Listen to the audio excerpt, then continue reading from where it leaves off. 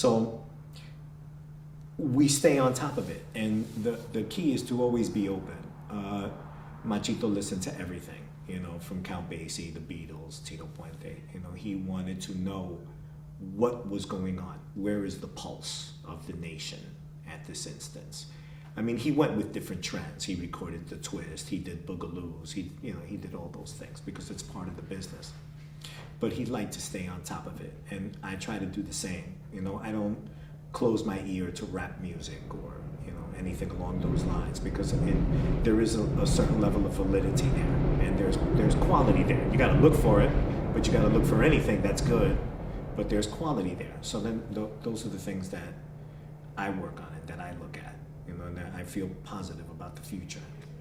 So how did he feel about, because obviously, I mean, this is in a broader sense about salsa, but how did he feel about salsa when it first became, Salsa is what it is.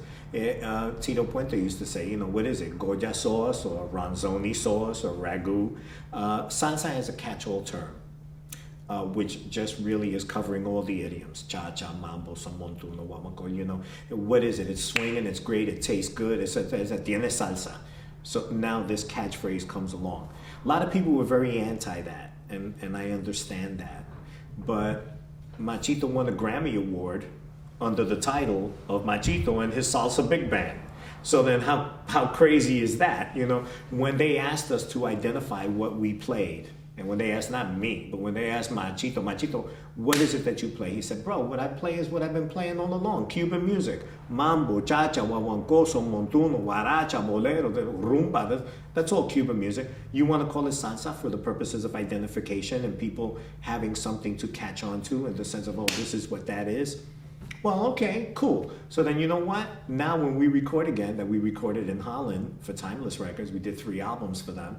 So I'm okay, Machito and the Salsa Big Band. Sounds good to me. He also wrote a tune called Salsero, which was a huge hit for us on the Fireworks album, which also was Grammy nominated. So salsa to me, I'm not offended by it, not at all. Because keep in mind, my generation grew up with salsa, because I grew up at the beginning and the peak of Fania Records. Pacheco, Barreto, you know what I mean? Those were the guys, the Eddie Palmieri, Charlie Palmieri. These are great artists, and they came up at a time in strength when the tag-all term was salsa. So, okay, I don't have a problem with salsa. It's, like I say, it's a catch-all, it's very generic, and I'm okay with that. What do you think of reggaeton? Reggaeton is cool. Listen, I tell the story many times. Years and years ago, I get into my father's station wagon. He always had station wagons, especially the country squires. He loved those. Anyway, I borrow his wagon. So in those days, it wasn't all these digital channels. When you turned on someone's radio, you can tell something about that person because that station is there. It's not all these buttons and things.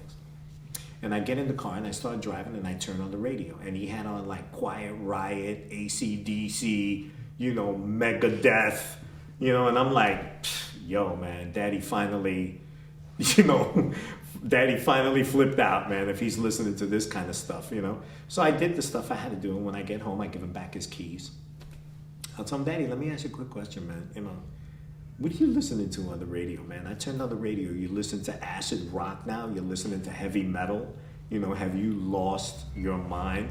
He says, no, man. I was changing the dials, and the guy said this next tune sold 5 million copies. I want to know what the hell these guys are doing to sell 5 million copies. I can't even sell 50 records on 111th Street. So then I want to know, what are these guys doing to generate this volume of sales? What is their message?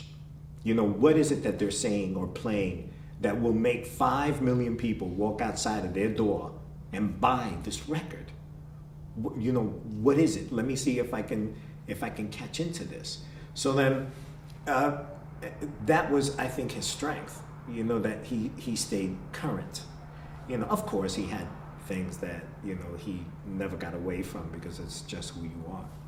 But music-wise, he was, very accepting. And to me, I try to do the same thing. So then when I hear, Tego Calderon or Daddy Yankee or, you know, Ivy Prince or whatever, you know, Wisin y Yandel, you know what I mean, Julio Voltio. When I hear all these guys, I'm saying to myself, I'm listening to and I'm saying to myself, what is the message here? What is it that these guys are saying? What is it that they're communicating that make people take their $20 and buy a CD or pay $50 to go to a concert? What is it? The first thing is, like always, I feel like we're on the Dick Clark show. You know, I give it a 97. I like the beat. Well, the beat, you don't have to know how to dance to do reggaeton. What you gotta need to do is walk. If you can walk, just like the merengue, you can do reggaeton. So then it's a happy music. It's touch dancing. Very important in life. There's nothing cool about you jumping over here and a girl jumping 20 yards away. You want to be able to like be with this girl and be into this reggaeton. You know, so reggaeton, I'm cool with it. I like it. I think it's great.